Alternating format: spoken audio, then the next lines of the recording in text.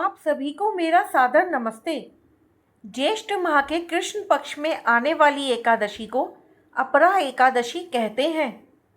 पौराणिक कथाओं के अनुसार पुरातन समय में महिध्वज नाम का एक महान राजा राज्य किया करता था। वह बहुत ही दयालु और धर्मात्मा था। उसके राज्य में प्रजा बहुत ही सुख से निवास कर रही थी। वहीं दूसरी ओर उसका छोटा भाई वज्रध्वज अत्यंत क्रूर और अन्यायी था।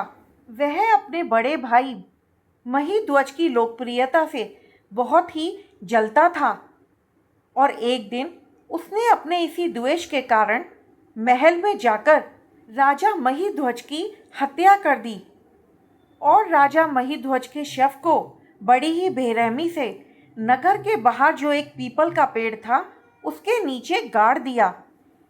इस तरीके से राजा महिध्वज की अकाल मृत्यु हुई, जिसके कारण उसे प्रेत योनि प्राप्त हुई और वह नगर के बाहर उस पीपल के पेड़ पे भूत योनि में रहने लगा और वहाँ से गुजरने वाले लोगों को परेशान करने लगा।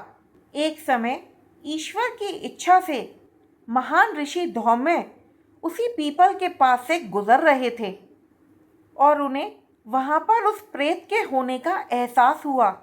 ऋषि धौम्य ने अपने तपोबल से यह जान लिया कि आखिर वो प्रेत कौन है और उसके साथ क्या घटना घटित हुई थी और आखिर उसकी ये दुर्दशा कैसे हुई।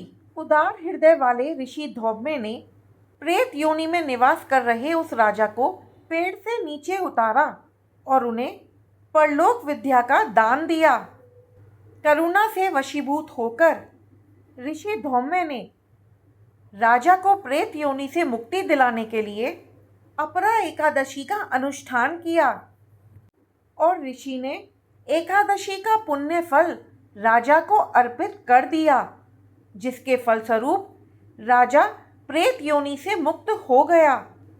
राजा ने हाथ जोड़कर ऋषि को प्रणाम किया और फिर दिव्य विमान में बैठकर राजा बैकुंठ को चला गया। भगवान श्री कृष्ण कहते हैं, जो भी मनुष्य अपरा एकादशी का व्रत नियम पालन के साथ करता है वह मनुष्य असीमित पुण्य संचित करता है।